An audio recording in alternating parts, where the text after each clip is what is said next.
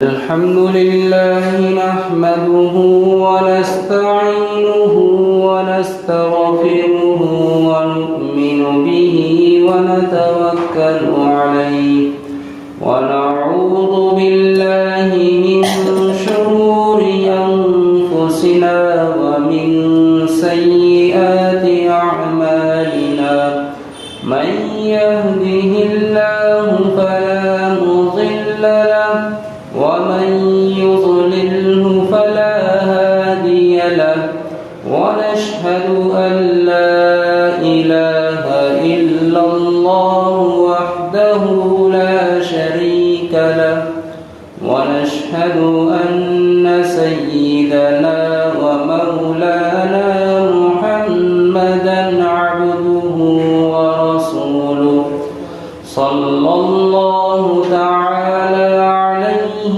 وعلى آله وصحبه وبارك وسلم تسليما كثيرا أما بعد فأعوذ بالله من الشيطان الرجيم بسم الله الرحمن الرحيم الحمد لله رب العالمين الرحمن الرحيم مالك يوم الدين إياك نعبد وإياك نستعين اهدنا الصراط المستقيم صراط الذين أنعمت عليهم غير المغضوب عليهم ولا الضالين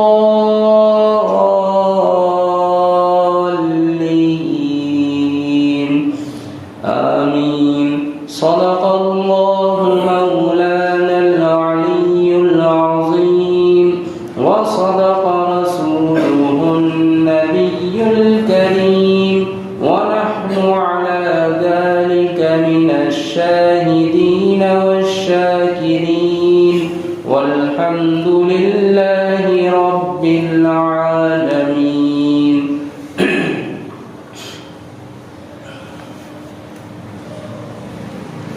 میں اللہ تبارک و تعالیٰ کی پناہ چاہتا ہوں شیطان مردود سے۔ شروع کرتا ہوں اللہ تبارک و تعالیٰ کے نام سے جو بے حد مہربان اور رحم والے ہیں۔ تمام تعریفیں اللہ تبارک و تعالیٰ کے لیے ہے جو جہانوں کے پروردگار ہیں، نہایت مہربان ہیں، رحم کرنے والے ہیں، یوم جزا یعنی قیامت کے دن کے مالک ہیں۔ ہم آپ ہی کی عبادت کرتے ہیں اور صرف آپ ہی سے مدد مانگتے ہیں۔ اے اللہ ہمیں سیدھا راستہ دکھلا دیجیے، ان لوگوں کا راستہ جن کے اوپر آپ نے انعام فرمایا، نہ کہ ان لوگوں کا راستہ جن کے اوپر آپ کا غصہ و غضب نازل ہوا، اور نہ وہ لوگ جو گمراہ ہوئے۔ سورۃ الفاتحہ کی تفسیر چل رہی ہے، 2 آیتوں کی تفسیر مکمل ہوئی۔ الحمدللہ رب العالمین اور الرحمن الرحیم، اور ان 2 آیتوں میں اللہ تبارک و تعالیٰ کی توحید کا بیان مکمل ہوا۔ اسی کے ساتھ آج جس آیت کی تفسیر ہونی ہے مالک یوم الدین، اس میں بھی اللہ تبارک و تعالیٰ کی صفت کا بیان ہے، اور اس میں بھی اللہ کی توحید کا ایک پہلو ہے، لیکن اس کے ساتھ ساتھ اسلام کے اہم اور بنیادی رکن عقیدہ آخرت۔ عقیدہ آخرت کا کیا مطلب ہے؟ یہ جو دنیاوی زندگی ہے دنیاوی زندگی چند روزہ ہے۔ انسان کے اوپر 3 حالتیں طاری ہوتی ہیں۔ ایک وہ حالت جو دنیا میں آنے سے پہلے کی تھی، کچھ بھی نہیں تھا، مٹی کے ذروں میں تھا۔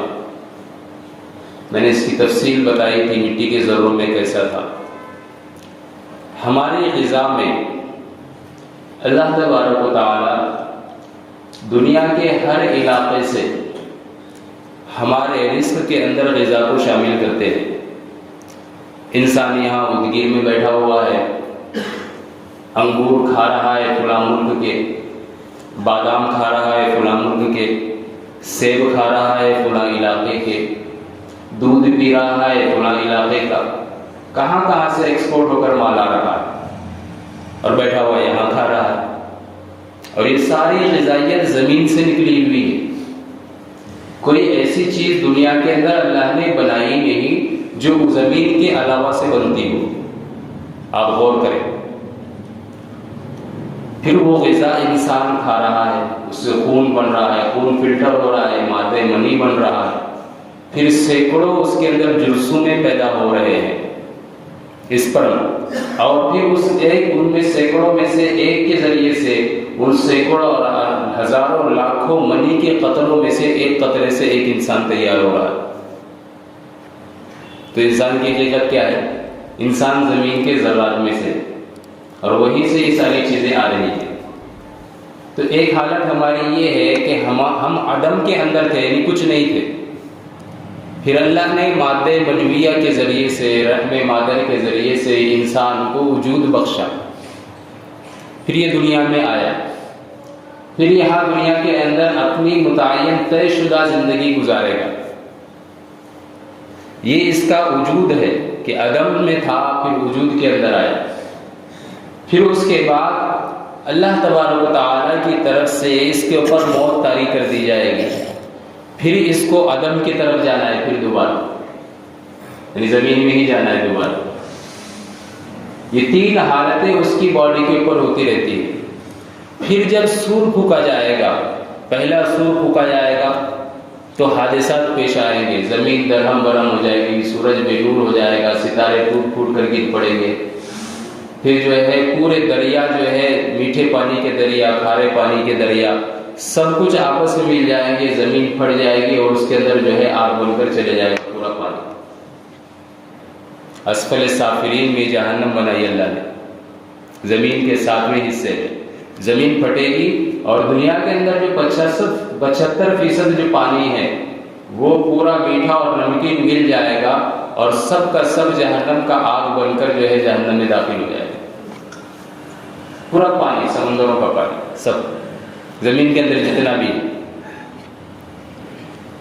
پھر یہ واقعات پیش ہوں گے، پھر دنیا مکمل ختم ہو جائے گی۔ اس طریقے سے اللہ تبارک و تعالیٰ دوبارہ سور پھونکنے کے لیے کہیں گے حضرت اسرافیل سے، دوبارہ سور پھونکا جائے گا۔ تو جن جن لوگوں کو اللہ نے دنیاوی زندگی کے اندر مکلف بنایا تھا، مکلف کا مطلب ان کے اوپر شریعت کو لازم کر دیا تھا، لاگو کر دیا تھا، وہ کون ہے؟ صرف 2 ہی لوگ، وما خلقت الجن والانس الا ليعبدون، جنات اور انسان، اشرف المخلوقات اور جنات، یہ 2 لوگوں جو ہے سب کو سب جو ہے کہیں بھی ہوں، ہواؤں میں ہوں، مٹی کے ذرات میں کہیں بھی دبے ہوئے ہوں، اللہ تبارک و تعالیٰ سب کے اجزاء کو جمع کریں گے،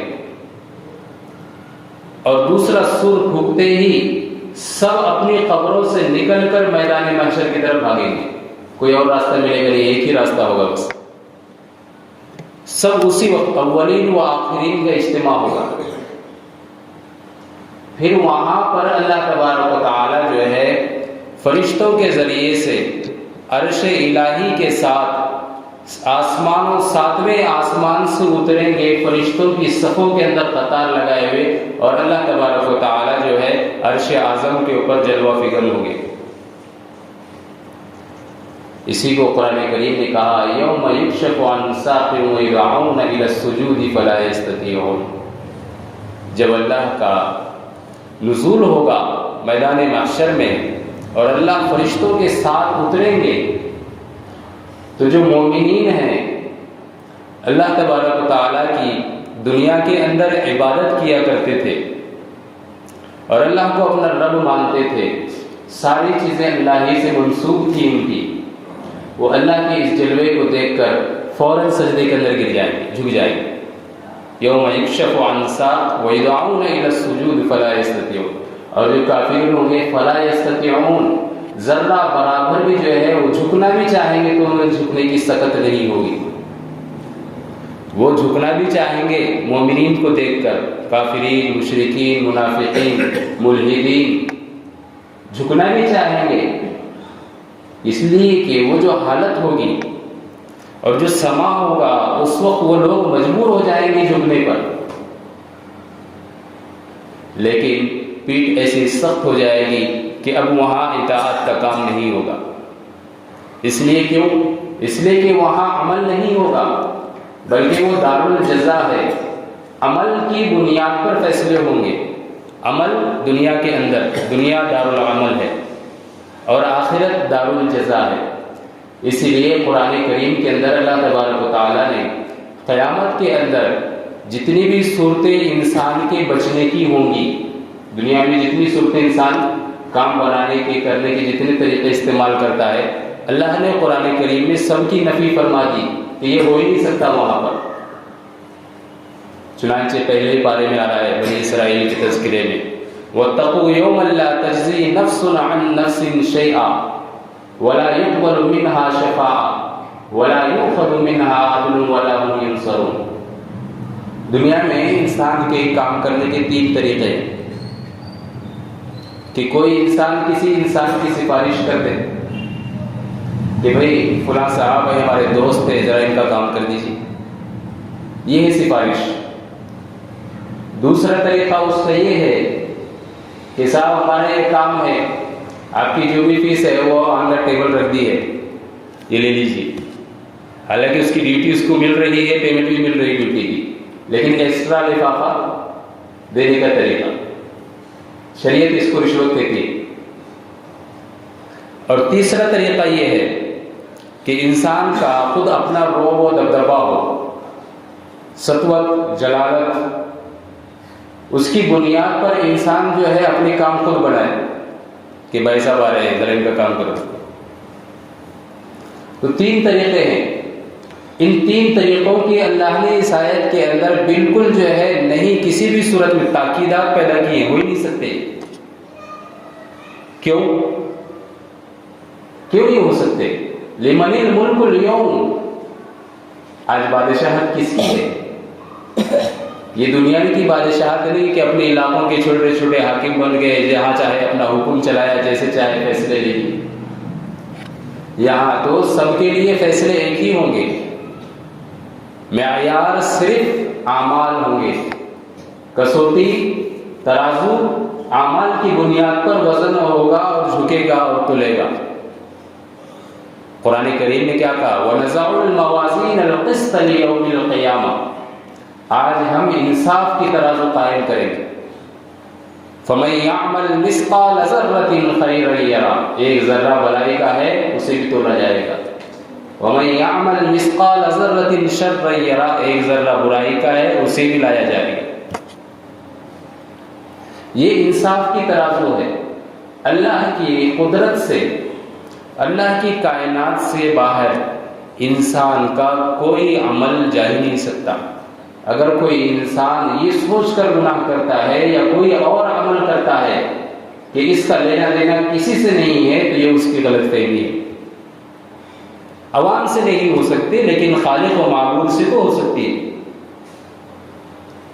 اس کے ذہن میں ہے، اس کی قدرت کے اندر ساری چیزیں ہیں، یہ بندہ نہیں سوچتا۔ اسی لیے اللہ تبارک و تعالیٰ نے قرآن کریم میں فرمایا لمن الملک اليوم، آج بادشاہت کس کی ہے؟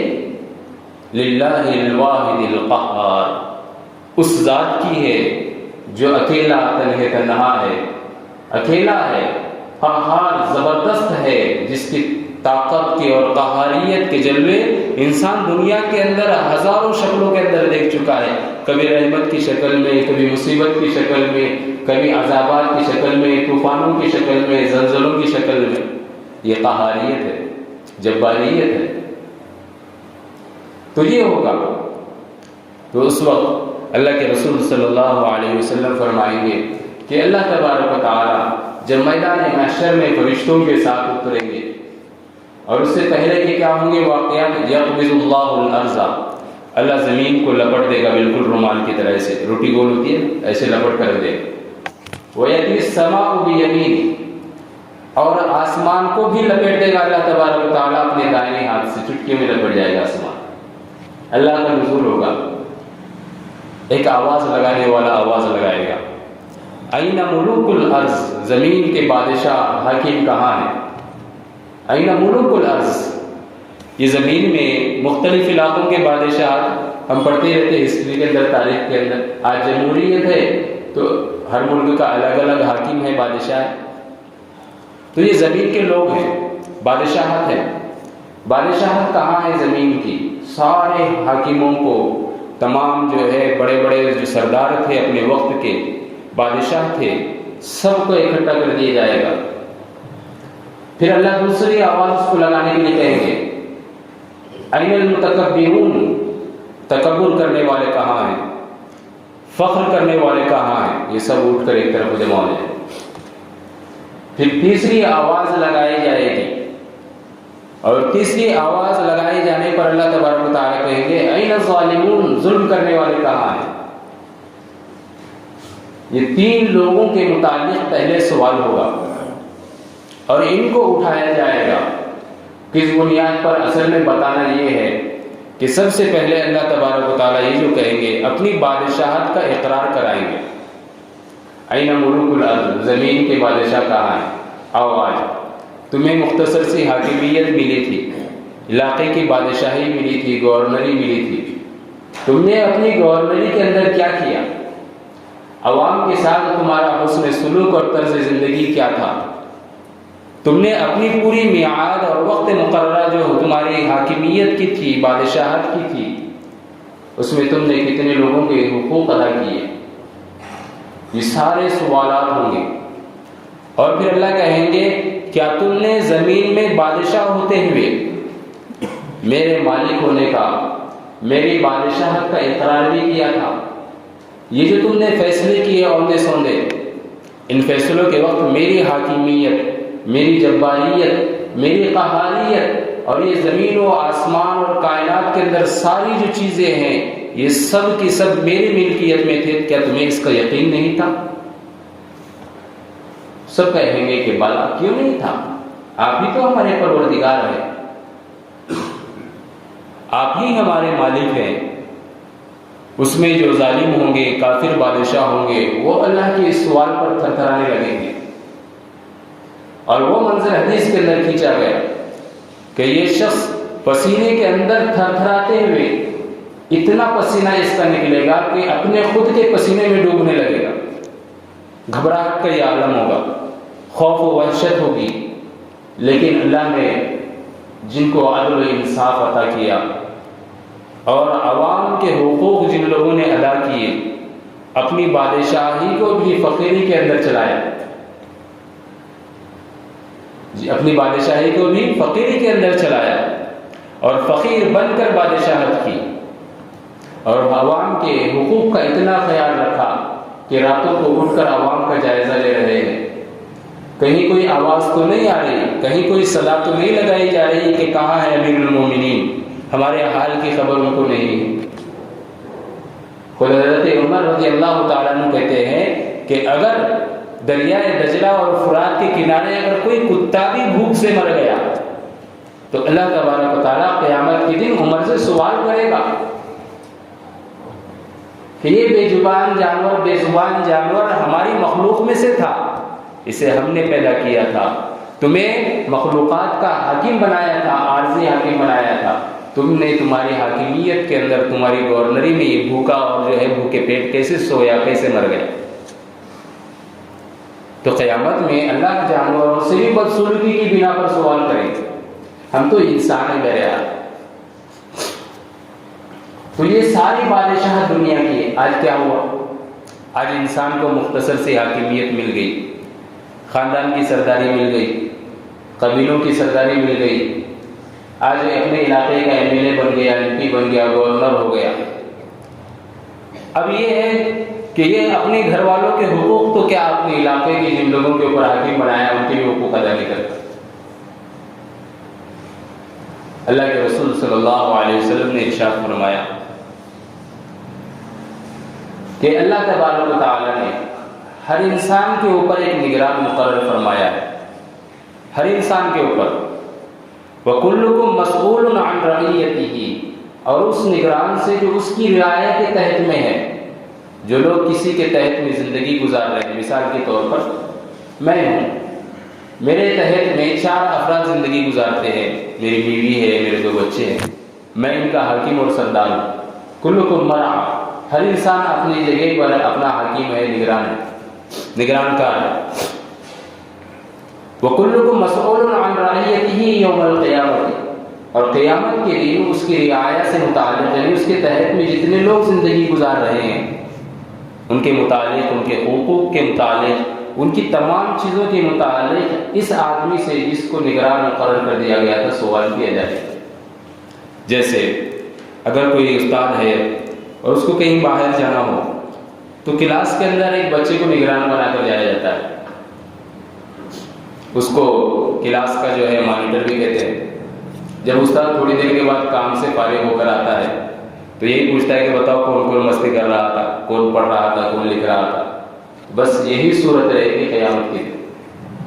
اللہ تبارک و تعالیٰ نے ہمیں کلاس کا مانیٹر بنایا ہے اور قیامت کے دن ہمارے ان تمام جو ہے وقت کے اندر جتنی بھی چیزیں ہوئی ہیں، اولاد کی تربیت، اولاد کے حقوق، ماں باپ کے حقوق، پڑوسیوں کے حقوق، معیشت و تجارت کے حقوق، اپنی ساری عبادتوں کے حقوق، یہ ساری چیزیں اللہ تبارک و تعالیٰ سوال کریں گے. کہ مال کے حقوق، پھر مال کو کہاں خرچ کیا وہ حقوق، علم حاصل کیا تو علم کے حقوق، علم کہاں سے کمایا، کہاں ضائع کیا، عمل کتنا کیا، عمل نہیں کیا، یہ ساری چیزیں پوچھی جائیں گی.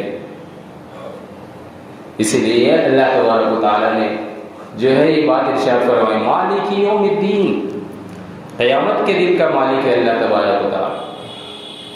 اللہ کے رسول صلی اللہ علیہ وسلم کا حضرت ابو ہریرہ رضی اللہ تعالیٰ عنہ نے ارشاد نقل کیا، الکیس من دان نفسہ وعمل لما بعد الموت. ترمذی شریف کے اندر روایت ہے. حضرت ابو ہریرہ فرماتے ہیں کہ اللہ کے رسول نے فرمایا، الکیس، عقل مند شخص وہ ہے، ہوشیار وہ ہے، من دان نفسہ، جو اپنے آپ کو پہچان لے، وعمل لما بعد الموت، اور موت کے بعد آنے والی زندگی کے لیے اپنے آپ کے عمل کو جو ہے تیار کرے، اپنے عام کے عمل کو تیار کرے.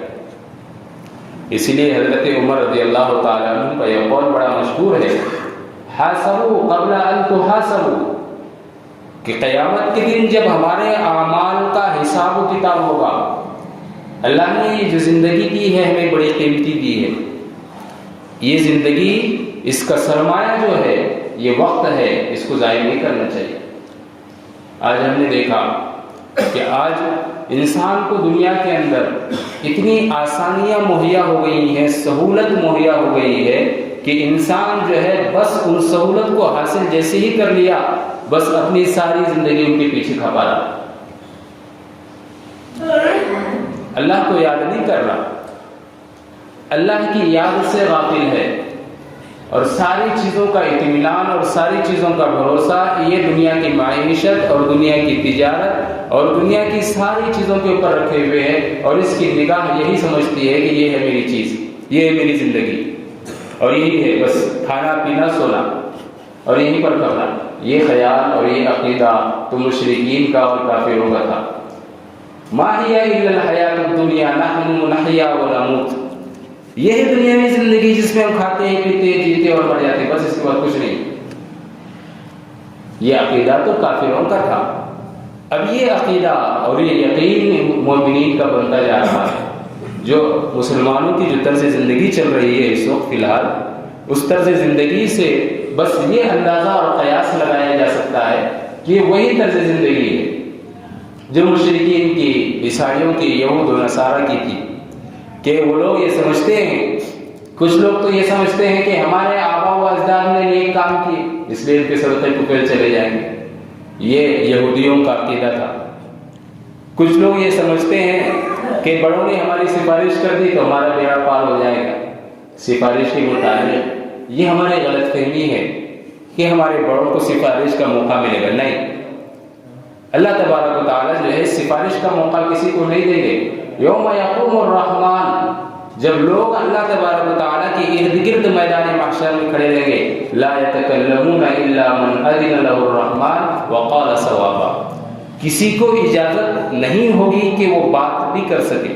حضرت مولانا اشرف علی تھانوی رحمۃ اللہ علیہ نے مواعظ میں لکھا ہے کہ بات کی بات تو بہت دور، اپنی نگاہ بھی نہیں اٹھا سکتا.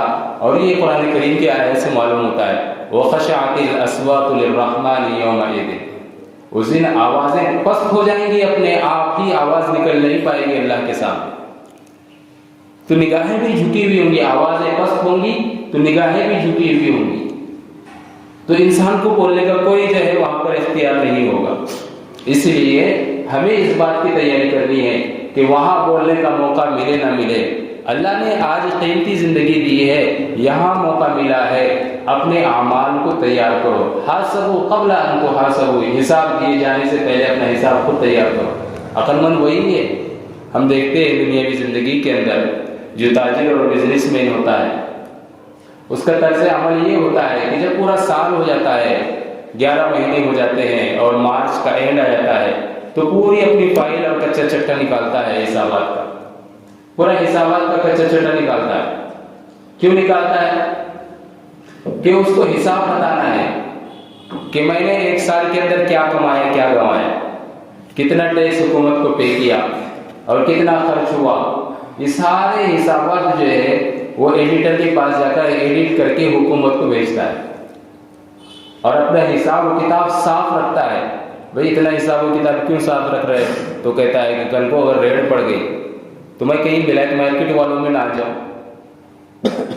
تو قیامت کی بلیک مارکیٹنگ سے اگر ہمیں بچانا ہے تو ہمیں بھی دنیا کے اندر اپنا دامن صاف رکھنا پڑے گا، اپنے اعمال کو جو ہے پورا جوڑ کر رکھنا پڑے گا. القیس من دان نفسہ، حضرت ابو ہریرہ نے یہ فرمایا. اور حضرت عمر رضی اللہ تعالیٰ عنہ نے فرمایا حاسبوا قبل ان تحاسبوا وزنوا اعمالکم قبل ان توزنوا. دوسری بات یہ فرمائی کہ ٹھیک ہے اپنے حساب و کتاب کر لیا، اب یہ دیکھو کہ حساب کے اندر جو تم نے عبادات کی ہیں، اعمال کیے ہیں، یہ اعمال ایسے ہی کورے ہیں، چلتی کلام گاڑی ہے، اس کے اندر کوئی جان و دم ہے. اپنے اعمال کا وزن کرو کہ یہ اعمال گھڑے کے اندر پانی کتنا ہے.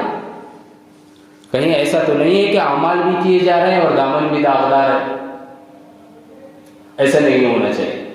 یا پھر یہ ہے کہ اعمال تو کر لیے ہیں لیکن اعمال کا کوئی اثر ہی نہیں ہے، اعمال کا کوئی وزن ہی نہیں ہے زندگی میں. اعمال کا وزن کیسے ہوتا ہے زندگی؟ اس کے لیے ایک واضح مثال بتاتا ہوں. علماء فرماتے ہیں کہ جو شخص حج کو جائے اور اسے یہ پتہ کرنا ہو کہ میرا حج قبول ہے یا نہیں ہے، کیسے پتہ کرے؟ تو اس کے آثار لکھے علماء نے کہ اس شخص کا حج قبول ہوگا جو حج سے آنے کے بعد اپنی زندگی کو پاک و صاف گزارے. پہلے گناہ کرتا تھا، حج کو گیا، اللہ سے توبہ و استغفار کر لی، اللہ نے توبہ کر دی، آنے کے بعد گناہ کے قریب نہیں جا رہا. جھوٹ بولتا تھا اب نہیں بول رہا، چوری کرتا تھا اب نہیں کر رہا، زنا کرتا تھا اب نہیں کر رہا، شراب پیتا تھا اب نہیں پی رہا، ماں باپ کی نافرمانی کرتا تھا اب نہیں کر رہا، داڑھی نہیں رکھتا تھا اب رکھ رہا ہے، نماز نہیں پڑھتا تھا اب پڑھ رہا ہے. یہ ساری چیزیں ہیں، سنتوں کا احیاء ہے. تو سمجھ لو کہ اس کا حج مقبول و مبرور ہے اگر اعمال کے اوپر پابند ہے. اور اگر نہیں ہے تو پھر یہ سمجھ لو کہ اتنا پیسہ وقت جو کچھ بھی ضائع کیا ہے اس لیے سب ضائع عقائد کھاتے ہیں، کوئی عمل قابل قبول نہیں. یہ علماء نے نشانی رکھی. اسی طریقے سے ہر عمل کی نشانی ہے. آپ کی نماز کے قبول ہونے کی نشانی کیا ہے؟ جب آپ ایک نماز پڑھ لیں اور اس کے بعد دوسری نماز کی توفیق ہو جائے تو سمجھ لو کہ پہلی والی نماز قبول ہو گئی. اس راز سے کوئی واقف نہیں ہے. لیکن ہوتا کیا ہے، آدمی یہ سمجھتا ہے چلو دوسری نماز، بہت تمنا ہوتی ہے کہ بھائی نماز باجماعت پڑھو، لیکن کاروبار کا تقاضا ہوتا ہے، بیوی بچوں کا تقاضا ہوتا ہے، انسان کے دوست احباب کا تقاضا، مصروفیات، بہرحال جو بھی ہوں، اس کے اندر انسان ایسا گھر جاتا ہے کہ نماز باجماعت تو کیا، مکمل نماز کا وقت نکل جاتا ہے جب بھی یاد نہیں آتا اس کو کہ نماز پڑھی۔ اس لیے اپنے آپ کو تیار کرو کہ میرا ہر عمل اتنا وزنی ہونا چاہیے کہ جب قیامت کے دن اللہ تبارک و تعالیٰ میزان عدل یعنی انصاف کا ترازو قائم کریں گے تو ہمارے اعمال وزنی ہوں اور پلڑا جھکا ہوا رہے، گناہوں کا پلڑا اٹھا ہوا رہے، اعمال کا پلڑا جھکا ہوا رہے، اعمال ایسے وزنی ہونا چاہیے۔ صدقات کے قبول ہونے کی علامت کیا ہے کہ آپ نے صدقہ دے دیا کسی کو اور اس کے بعد خاموش ہو گئے، تذکرہ نہیں کر رہے کسی کے پاس کہ میں نے فلاں کو اتنے دیا، اس کو اتنے دیا، اس کو اتنے دیا، نہیں، اس لیے کہ صدقہ دے کر جتلانے والا صدقے کو ضائع کرنے والا، نیکی کر دریا میں ڈال۔ ہر عمل کا معیار یہ ہونا چاہیے، تو سمجھ لیجئے کہ اعمال وزنی بھی ہیں اور مقبول بھی ہیں، اور نہیں ہے تو پھر اللہ ہی جانے۔ اللہ غفور الرحیم ہے، الرحمن الرحیم، رحمان الدنیا و رحیم فی الآخرہ، اللہ کی صفت ہے باقی، توبہ استغفار کرتے رہنا چاہیے۔ تو ایک نماز کا وقت گزر جائے، دوسری نماز کے لیے اس کا دل جو ہے مسجد میں اٹکا ہوا ہے۔ اللہ کے رسول صلی اللہ علیہ وسلم نے فرمایا ایسا شخص قیامت کے دن اللہ کی عرش اعظم، اللہ کی جو کرسی ہوگی، اللہ کا جو تخت ہوگا عرش اعظم، اس کے سائے میں اللہ ان کو جگہ دیں گے۔ جہاں ہر طرف دھوپ ہوگی، سورج سوا نیزے پر ہوگا، لوگ پریشان ہوں گے، ایسے میں اگر یہ پابند شخص جو نماز کا ہے، اعمال جس کے وزن ہے، اللہ اس کو جگہ دے دے، کتنی بڑی بات ہوگی۔ ہم دیکھتے ہیں کہ ہمارے چھوٹے چھوٹے پروگراموں میں اگر کوئی جو ہے ہمارا جان پہچان والا ہے اور ہم ایسے وقت میں پہنچے کہ پوری سیٹیں فل ہوئی ہے اور کھڑے ہیں، اب وہاں سے ہمارا دوست سامنے سے دیکھ کر آ رہا ہے، او فلاں موڑا آ گئے، موڑا آپ آگے چلیے، تو اس وقت خوشی کا تصور اور کیا ہوتا ہے کہ بھائی اللہ نے کھڑے ہونے سے بچا لیا، آج جو ہے آگے جا کر بیٹھنے کو جگہ مل رہی ہے دیر سے آتے ہوئے۔ بس یہی تصور ہمارا وہاں ہوگا کہ جہاں بھائی بھائی کا نہیں ہوگا، یوم یفر المرء من اخیہ وامہ وابیہ وصاحبتہ وبنیہ، ماں باپ سے بھاگے گا بیٹا، بھائی سے بھاگے گا، بیوی شوہر سے بھاگے گی، کوئی کسی کا نہیں ہوگا وہاں پر۔ ایسے ماحول کے اندر اللہ بندے کو بلائیں گے، میرے پیارے آجا ادھر عرش اعظم کے سائے میں آجا، قلبہ معلق فی المساجد، ایسا شخص جس کا دل مسجد کے اندر لٹکا ہوا اٹکا ہوا رہتا تھا۔ تو یہ معمولی فضیلت نہیں ہے، بہت بڑی فضیلت ہے اور اعمال کے قبول ہونے کی نشانی ہے۔ تو اللہ نے فرمایا مالک یوم الدین، روز جزا کا مالک ہے۔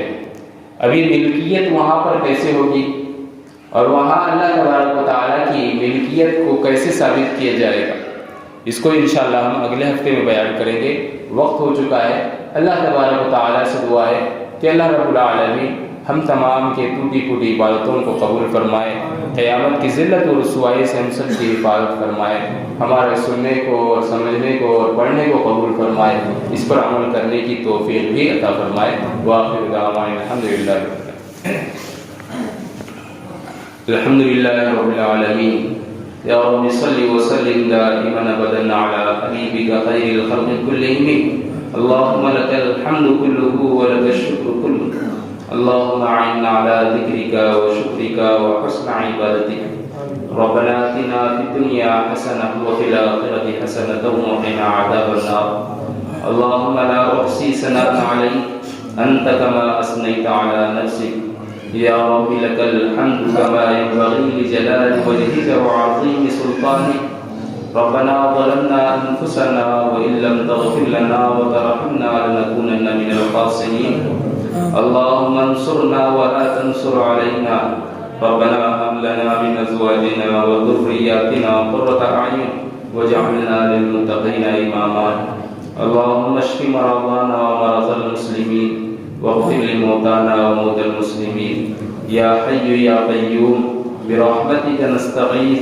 اصلح لنا شأننا كله ولا تكلنا إلى طرفة عين۔ اے مولا کریم گناہوں کو معاف فرما۔ اے مولا کریم آپ رحمت اور جو ہے برکت کے مالک ہیں۔ اے مولا کریم آپ رب العالمین ہیں، دنیا و جہان میں آخرت میں آپ ہی کی کبریائی بیان کی جاتی ہے۔